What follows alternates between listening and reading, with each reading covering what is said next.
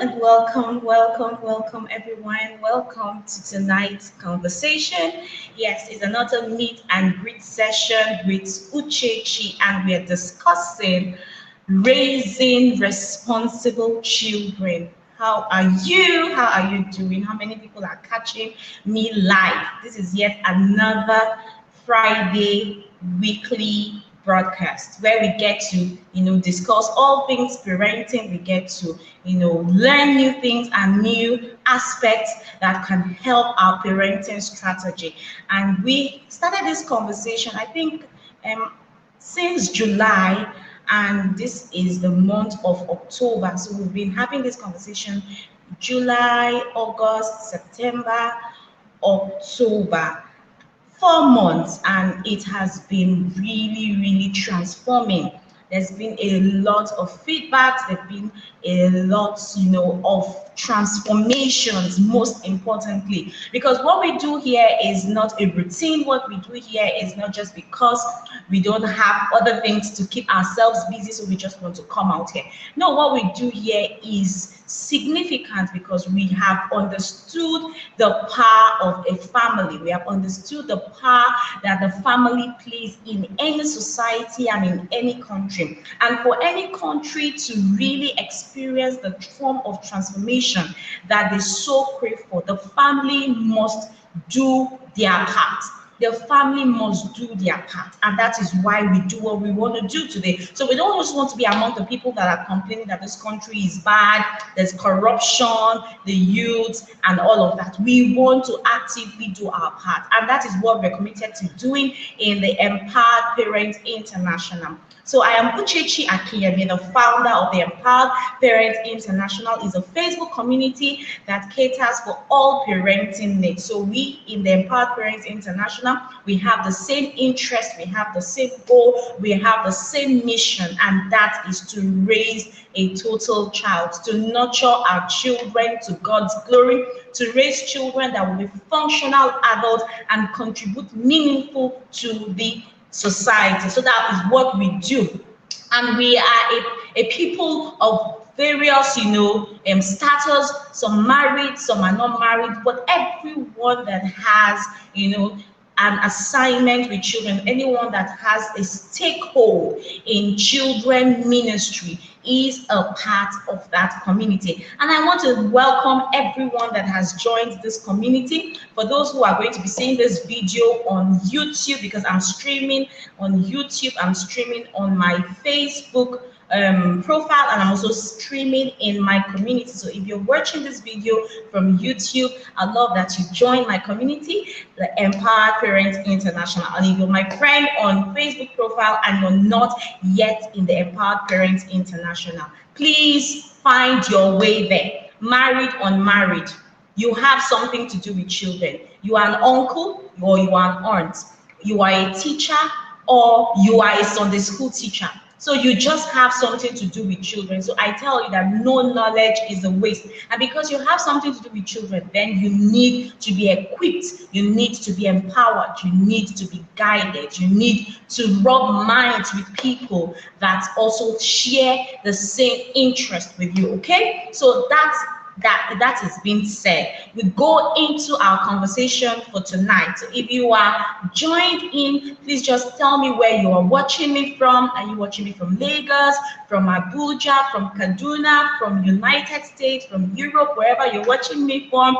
Kindly let me know in the comment section, okay, so that I can say hello, I can say hi. I see someone has joined me. Thank you so much. I don't know you, but I trust that you can share with me in the comment section so that I get to see you and I get to say hello to you as well. Yes, so I also want to lend my voice to what is currently happening in our beautiful country, Nigeria. I always say that this, for me, is the best time to be alive. It is the best time for me to be alive, to participate in what my generation is doing. It is magnificent. We have really, complained so much. There's something my husband always says. He said, we are just being sad. When we get angry, we will begin to act. And I think that is what is exactly happening right now. Nigerians are angry and we are acting. And I really decree and declare that our actions will yield massive results. There's going to be a whole lot of transformation.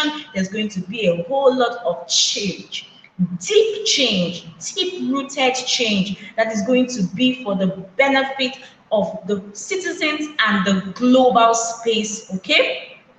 And I know that in praying for that change, in working towards that change, parents, you must not forget your role, you must not forget your duty, you must not forget your place in also making sure that the upcoming generations are well catered for, the upcoming generations are well structured and are well nurtured to fit into the new Nigeria that we so desire. And in the bit of that, in lending my voice, I would love to have this conversation. I shared, this topic like 2 days ago. I said we're going to be having a conversation on how to raise responsible children. When we keep saying SARS, they are people. They are not just, they are not just ghosts. They are people. Just that some people, they're hiding behind a whole lot of things, but they are people, and these people once existed or are still existing in a family. None of them fell from the sky. None of them fell from heaven. They were born of a mother, they were born of a father. Even if they are orphans, they were raised by someone, either a brother, a sister, an uncle, an aunt. And that is why we keep saying that it does not matter your status. You have to be in a parenting community that will, help you in your parenting journey. And the Empowered Parent International is one of such community that I invite you to be. You are an uncle, you are an aunt, you have a lot to do in the destiny of the children in your environment. You are a neighbor, you have a lot to do in the destiny of children in your environment. Imagine that these people that are called SARS, were in an environment where they were trained and given core values, that they held onto it. Their destiny would have been much more different than what it is to them. They would have been able to make quality decisions for their lives. They would have been able to take better and informed decisions that will lead them to better positions in this life. But because a lot of parents have refused to pay attention to parenting education, and they feel that the most important education that their child needs is just the academics and all of that. I run a school, and I will tell you firsthand that running a school exposed me into becoming a parent coach, because I have seen a lot of gap in the parenting patterns of our parents. I've seen a lot of gap, and I know that this gap cannot be filled by any school, no matter how good that school is, no matter the quality, the standard of education of any school. Once a parent fails in his duty, that gap is always going to be there. That gap is always going to be there. And a lot of parents have left the whole duty of raising children for schools, and it is not in the place of the school to do that. I mean, in a class you can have more than 10 children, so you would not expect the same kind of attention that a parent should give a child that a class teacher will be able to give children in her class. And of course, this child is not biologically related to her, so there is no much connection as there would be for parents relating with their children. So this is to tell you that the role of a parent can never be substituted. If you like, take your children to a Catholic school, take your children to a godly school, take your children to a Christian school, your role as a parent will never be substituted. That gap, you see, that gap is always going to be there. And it's either somebody that will take up the role of a parent, fills in that gap, or that child, suffers the consequences of your absence. And when I talk about absence, I'm not talking about only physical absence. I'm also talking about your emotional absence. I'm talking about a lot of absence that children are currently experiencing. A lot of children are experiencing emotional absence. Their children, their parents provide them with everything they need. They have good clothes, they have everything that they need, but they don't have their parents' emotional attention. And this is a huge factor that is affecting a lot of children's growth and development. And to our topic, thank you so much. Someone said, I agree with you. So I really can't see the names of people when they comment because I'm using a third-party app as it were. So if you want that I see your name, just kindly give StreamYard permission to show your name. So just click on the link above this video and your name will, be visible for me. So I know somebody just commented, I'm so sorry, I can't see your name, but I'm going to see that, yes, shortly after I'm done with this broadcast. Thank you so much for joining in. Thank you so much. Where are you watching me from? And I hope that you had an amazing day today. So we are discussing raising responsible children. So I would like to hear from you, my audience. What comes into your mind when you hear responsible, or what is your goal? If you are a parent or you are an aspiring parent, what is your goal for parenting? What are your goals as a parent for your child? I want to see your comment. I want us to have a form of interactive conversation tonight. What are your goals? I'm just going to wait like 2 minutes to see who will just drop something in the comment section so that I can take it up from there. What are your parenting goals? I'm sure you have goals. Okay, probably you've not thought about it. I'm giving you an opportunity right now. Just think about it. What is that one thing? There are a lot of things that you can want to achieve as a parent. What is that one thing that you'd want to achieve? That when, in your old age, you would look at your children and smile and say, I did it well. I got it right. Yes, I failed many times. Yes, I made a lot of mistakes many times, but I was able to get it right at the same time. I want you to know that parenting is a journey, okay? So it is not just a destination, it is a journey. So every day you are becoming a better parent by the decisions you make, by the knowledge you consume. You are becoming a better parent. So it's either you are becoming a better parent or you are becoming a worse parent. There is no static position on earth. It's either you're moving forward or you are moving backward. So it's either you're becoming a better parent or you're becoming worse.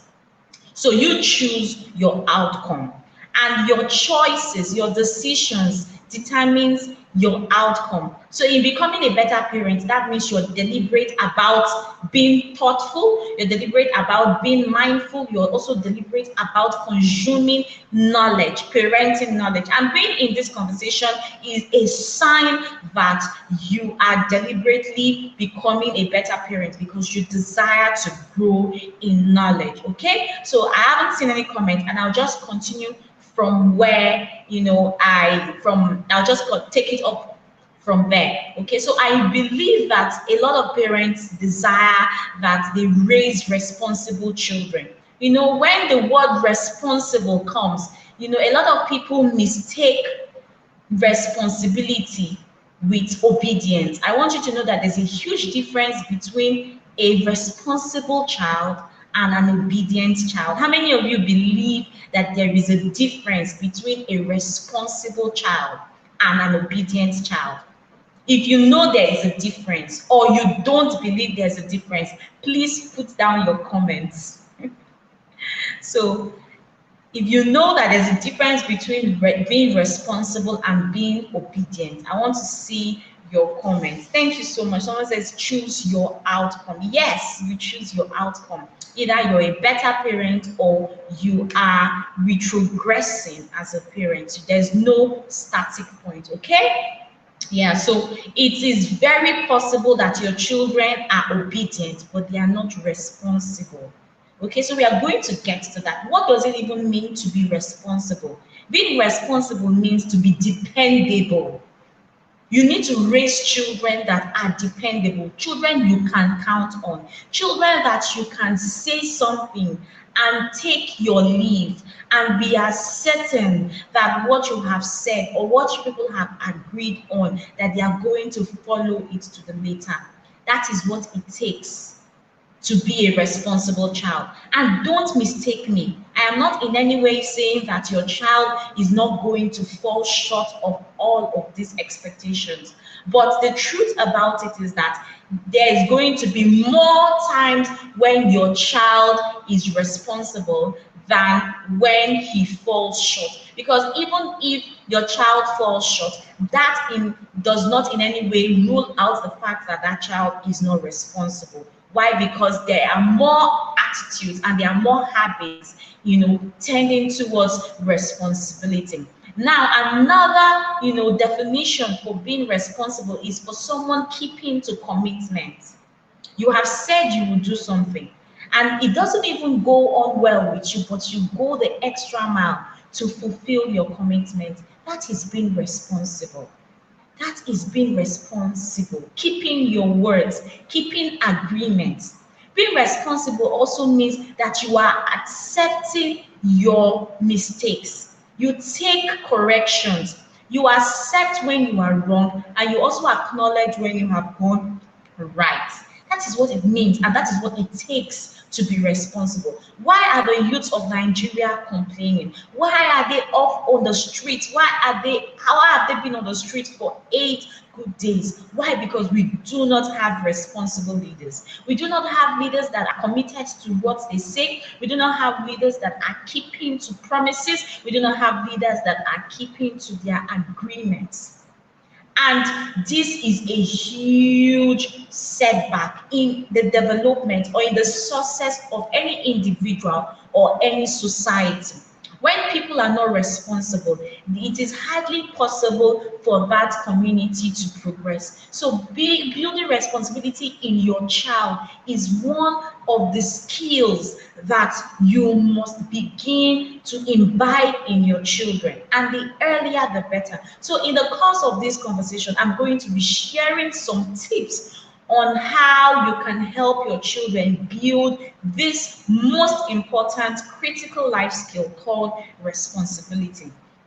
All right, so just follow me. Now, being responsible also means contributing to your society. Okay, contributing to your family, contributing to your society, contributing to your community. It also means that you are doing something to the best of your ability. So there are a lot of people that don't even give their best wherever it is that they are, and that is the highest form of irresponsibility.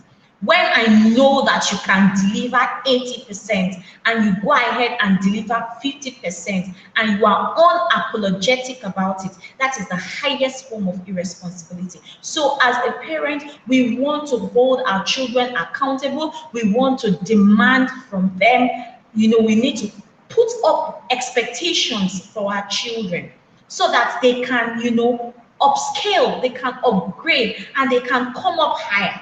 When you don't have standards, when you don't have expectations for your children, they would hardly have anything to live up to, and they would live a life of irresponsibility.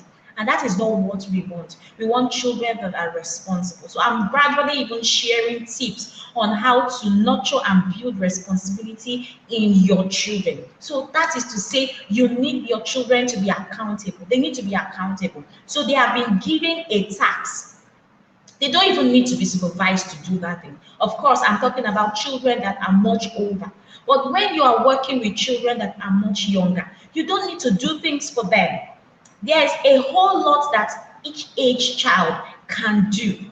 And that takes us towards the tips in building responsibility for your children. And number one tip is, don't do for a child what he or she can do for themselves. Don't do for a child what he or she can do for himself. Now, there are two roles that parents can necessarily function in when parenting, and one is nurturing, and another is executive. So, as a parent, you can successfully balance these two roles, being a nurturing and caring parent and being a structured and executive parent. And what do I mean by being a nurturing and a caring parent? I mean that you are that parent when you are functioning in the role of being a nurturing and a caring parent. You are that parent that is expressing unconditional love to your children. You are, affirming your love for them. It's good that your children know that you love them. You say it's not just that you are there for them and all of that. There are a lot of children that want to hear. Children have different love languages, and especially for children who have the love language of words of encouragement, they need to hear that you say to them, I love you. I will always love you. I'm so glad that you are my son or you are my daughter. I love spending time with you. These words are seeds, and they build in your children a healthy self esteem. There's a huge connection between a child with high self esteem and a responsible child. So, if you really want your children to be more responsible than just merely being obedient, you need to build their esteem. And in building their esteem, they need to feel loved and they need to feel capable. So I go over it again. In building your children's esteem, they need to feel loved and they need to feel capable. In feeling love, you spend time with them, you speak words of love to them, you acknowledge their effort, you specify what it is that you have seen that they have done well, and you talk about it. Your children have this being that they are lovable, and it builds a healthy self-worth in them, and it can make them so secure that they begin to take responsibility, they begin to take initiative, they begin to be innovative because they are secure that your love for them is unconditional, that even when they take or make mistakes, the love that you have for them will not be lost. So, but children are not responsible, they are not innovative, they don't take risks, they don't even want to try. They are so afraid of trying because they are so fearful that at the slightest mistake that they make, their parents is going to lash out on them very judgmentally, or is they are going to totally lose the love and affection that they have for their children. So as a parent, you want to make sure that your child understands that no matter what he or she does, your love will always be consistent. And that is not to say that they will be excused from the consequences of their inappropriate behaviors. Even in the midst of the discipline, they need to be certain that that love is not lost, and that you are not disciplining them from a place of regret, from a place of that you're highly irritated, but from a place of helping them to become a better version for themselves. So, functioning in the role of a nurturing and a caring parent is very, very significant in building the self esteem that your child needs in being a responsible individual. So, at that point, when you're a nurturing and a caring parent, you are providing emotional support, emotional attention for your child. You are coming down to your child's level and you are speaking in the language that he or she can understand. Your child is feeling so at peace and at home with you that he can or she can share whatsoever is bothering them. So you need to create that warm environment for your child. You need to create that safe haven for your child to begin to step out and begin to do the undoable, the unthinkable. People that do things that are beyond their comfort zone, and people that are secure, that if I try this thing and I fail, I know mommy is still going to be there for me, that is still going to be there for me. So they dare it, they are daring. But a lot of children are timid. They are not daring. They don't take responsibility. They are waiting for you to tell them what to do before they do it. And that takes me to the place of the difference between responsibility and obedience. So obedience is a child merely doing what he or she is asked to do. Go and sweep. Yes, ma'am. He goes to go and sweep. Go and pick up your clothes and wash. Yes, ma'am. He goes to, and that is not the level that you want your children to function in. You want your children to get to a place where they have taken ownership of their own chores. Okay? They have taken ownership. It is my clothes. And when my clothes are dirty, I need to go wash my clothes. Mommy doesn't have to necessarily come and tell me, go and wash your clothes. So that is where you need to take your children to, a place of responsibility where they have taken ownership of their life and they have taken responsibility of themselves, that this is my duty and I have to do it. And in letting your children become responsible, you as a parent, you must know when to take a step back. You must know when you are beginning to overindulge. You must know when you are beginning to overparent.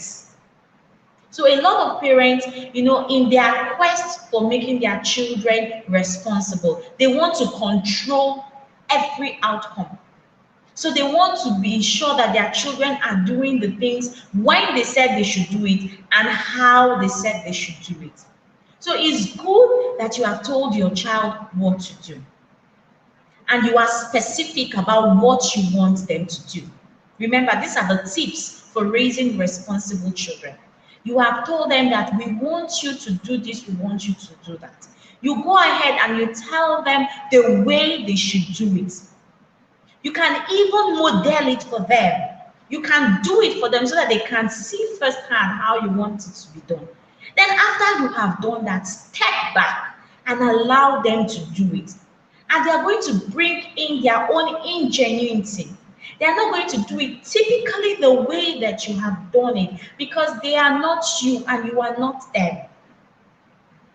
So they are going to do it with their own authenticity. But the truth is that they are going to achieve the same result.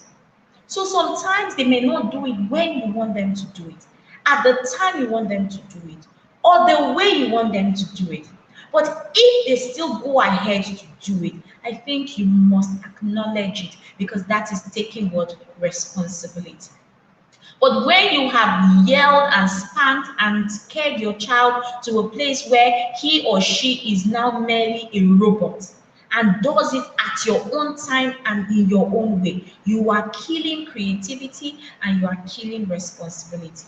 And you are telling your child that my way is the way, and they cannot even think for themselves, neither can they even invent creative and innovative ways of doing things.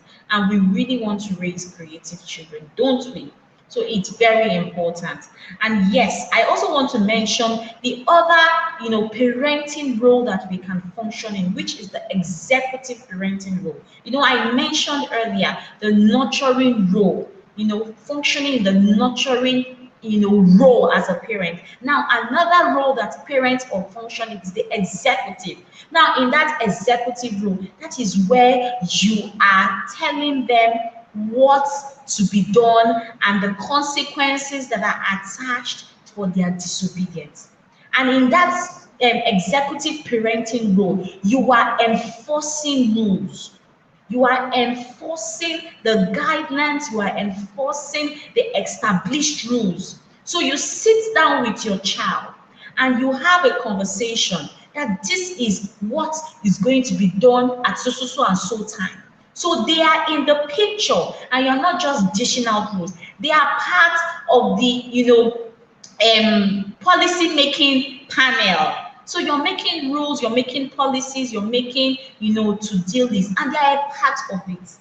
So they are also supposed to be a part of, the consequences. So these are the consequences. So they even know what to expect. So this is part of how you can help your child take responsibility. They know that, oh, this is what myself and my mom have agreed on. And these are the consequences. So your part is not to keep reminding them. Your part is to enforce it. Enforce the consequences. Enforce the rules. guide them to keep doing it, and guide them to keep at it. So I said number one rule is don't do for your child what they can do for yourself. And an example is you going to get water for a 4-year-old. Let them know where the water is. They are stable enough to be able to pour water for themselves. Let them do it. There's going to be a little spill here and there. Let them do it. There's something your 2-year-old can do. She throws tantrums and she spills her tea. Let her get the mop and mop it. Don't mop it up for her. Let her take responsibility for her mess. Let her pay the price. Let her also exhibit that effort in cleaning it up. This issue about taking responsibility starts from the home. It is not only when they become presidents and when they become governors and become political leaders we begin to expect them to be responsible towards in this country. From home, hold your children responsible. A lot of parents I have seen, their 8-year-olds cannot wash their clothes. Why? They have hands. What are they doing? If you have a rule in your house that your child should go to bed at so and so time, 8 o'clock, stick to it. That is part of being responsible. Be consistent with the rules. If you say you are going to bed by 8 o'clock, it has to be 8 o'clock. It does not matter the pleading and their pleas. Keep to the rules. Let these children know that there is a rule and there is consistency. This will help them so much in building a mechanism, self-controlling mechanism on their own when they are adults. They know when to take a walk. They know when to walk away from a situation. They set boundaries, they set limits. Why? Because as a parent, early enough, you told them 8 o'clock is your sleeping time. So come what way, they are going to bed by 8. And you are programming them and you are setting them up for that lifestyle. When they grow up, they will be able to keep to their words. They'll be able to be committed. They'll be able to say a thing and keep to it. Why? Because you as a parent, you were able to keep to your words when you said 8 o'clock we go to bed. So one thing you say today, you have to keep saying that thing over and over again. That is the way you program your children to be responsible.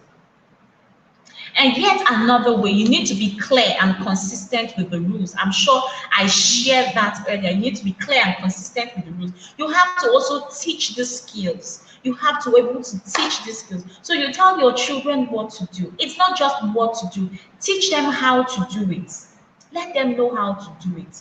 If you have older kids and you want them to clean up the bedroom, you can give them step-by-step, instructions on how to go about it. Don't always assume that they can do it, especially if it is a new chore that you are introducing to them, except it is something they are already used to. For instance, if you want to introduce cleaning up the bedroom for your 5-year-old, which is very possible, you tell them, okay, you pour a little water here, you allow the dirt to loosen up, and then you come after a while and clean it. And then you do this and you do that. In giving them those breakdown rules, it helps demystify the rules. But a lot of children rebel when we just tell them, go and wash the plate, go and do this, go and do that, go and do that. And we don't even take out time to explain to them how, step by step, how they should do it. So when these children encounter challenges, they will just give up. And they will see it as hard work.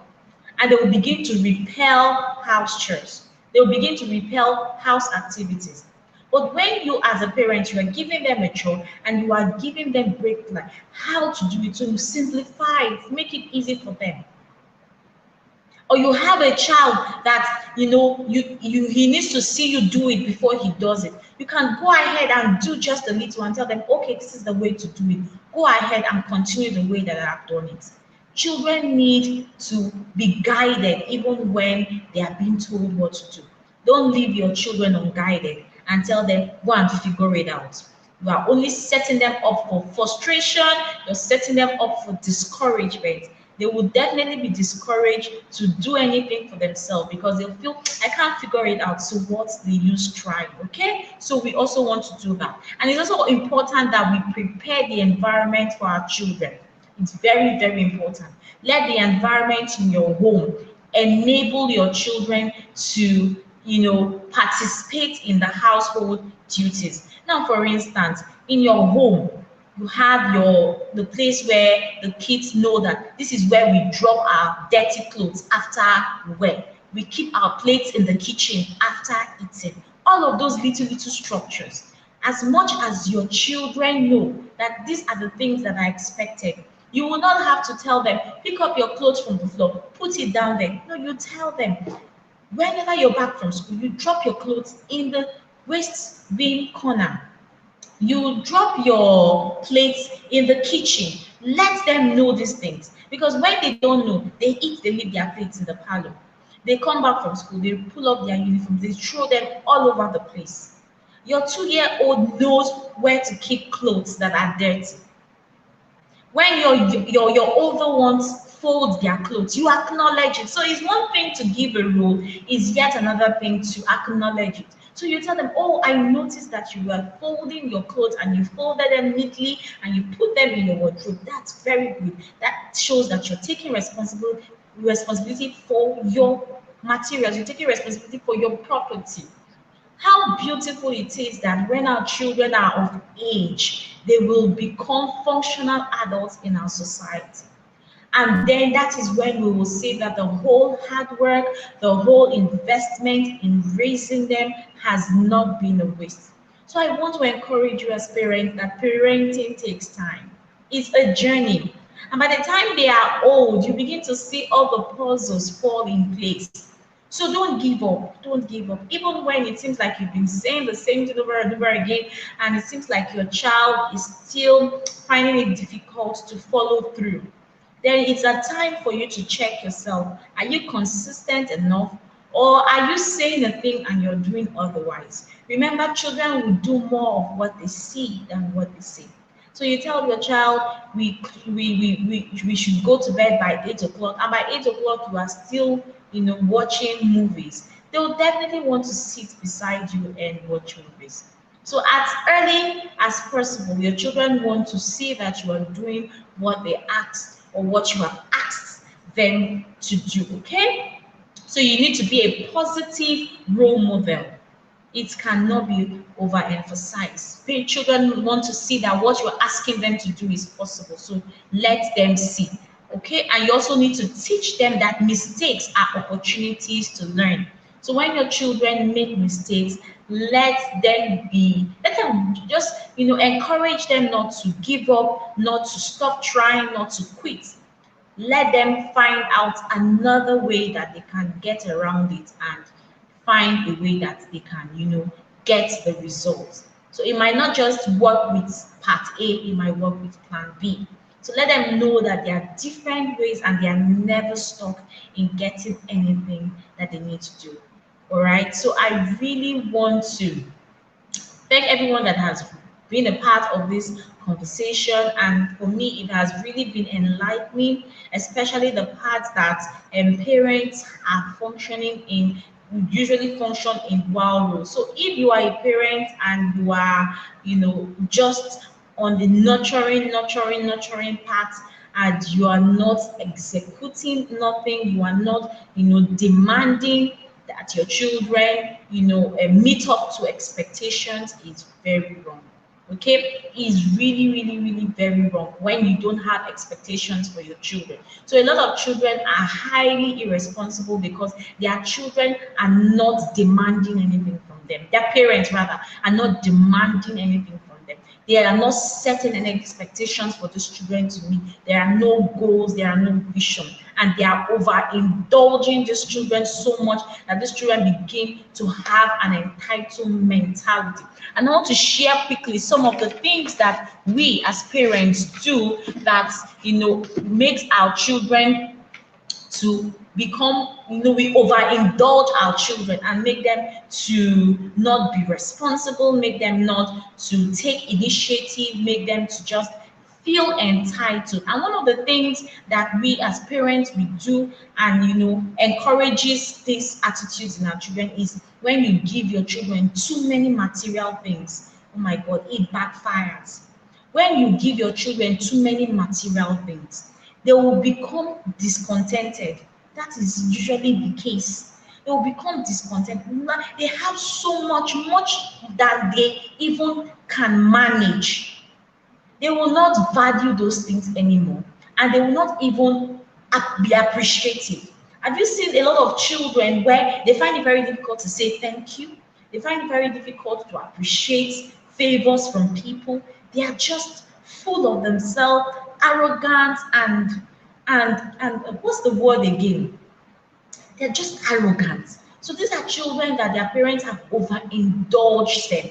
So they have everything. In fact, they have it to an abundance in such a way that no matter how much things they have, they still have this emptiness on their inside. Whenever they see something else, they want to have that thing. They are never satisfied with what they have. So you as a parent, you have to reduce the material things that you give to your children. Let your children experience delayed gratification. It's not all the time that they ask for things that you give it to them. Let them experience the frustration in waiting. It's very good. It helps them develop discipline, self-discipline. It helps them develop self-worth discipline. So you give a 5-year-old something that he or she cannot manage, and they misuse it, and you don't even hold them accountable. They will never appreciate gifts. They will never.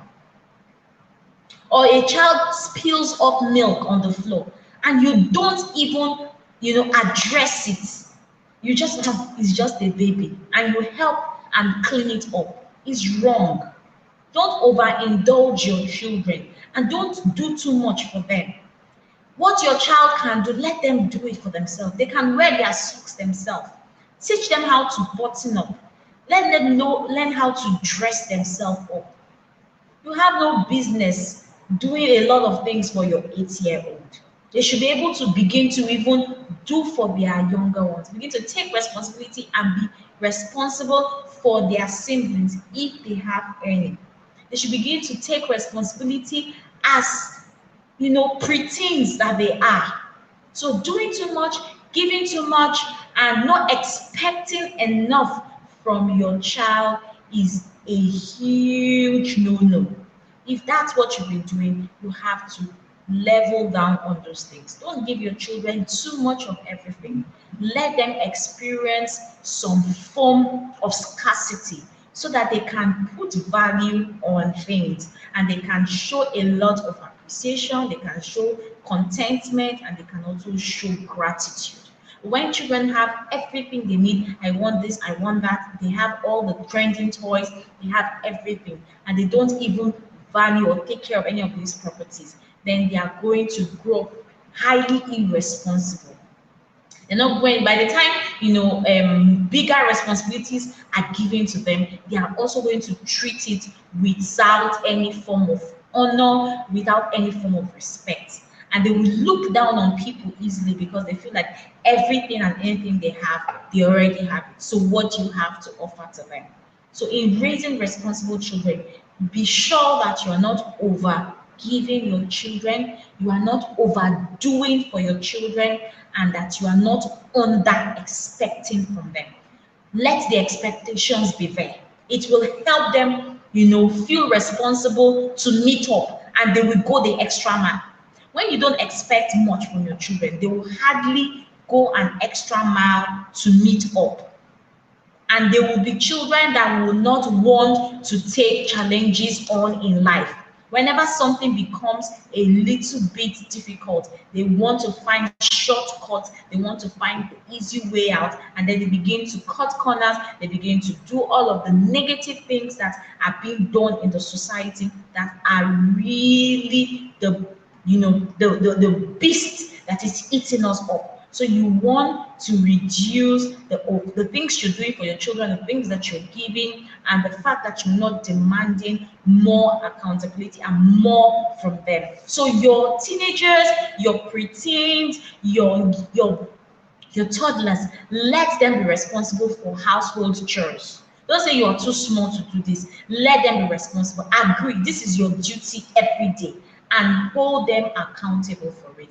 And they're going to grow up being responsible and accountable. Thank you so much. And we've come to the end of tonight's conversation. And I just want to thank everyone that has been a part of this talk. I learned a lot. I do this majorly for myself, and I share because I know a lot of people also are participating greatly from our weekly broadcast. So if there are topics that you want us to deal with more in our weekly broadcast, I'd love that you send me a private message, or you can also put it in our comment section, and would want to have those conversations. I really believe that parenting is a collective responsibility.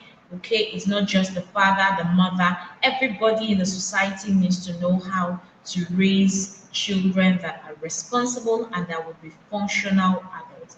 And until next time, I remain Uchechi Akinyemi, the founder of the Empowered Parents International, and I'm also the founder at Splendid Early School, a nursery and primary school located in Lagos, Nigeria.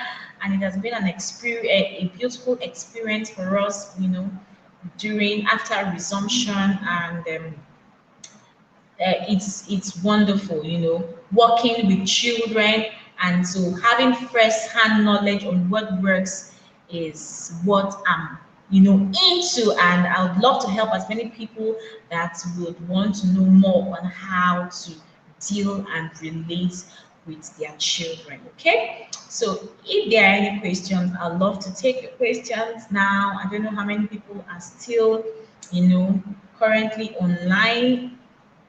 If you're still online, let me know you're still online. And if you're going to watch this replay, thank you so much. Just drop in the comment section that you're watching the replay. Whatever it is that you've learned, just share with us. It's a form of feedback. Please, I love feedbacks. There's something I missed out when saying, teaching about responsibility. As much as you expect a whole lot from your children, as much as you give them a lot of rules, when your children do what you have asked them to do, when they are taking responsibility for their actions, when they're taking responsibility for their lives, and they are doing things all by themselves, give them feedbacks. Let them hear from you that you saw them, and that you acknowledge them, and that you appreciate them, and that you are encouraging them to keep on doing it. Every normal human being wants feedback. Our children want feedback.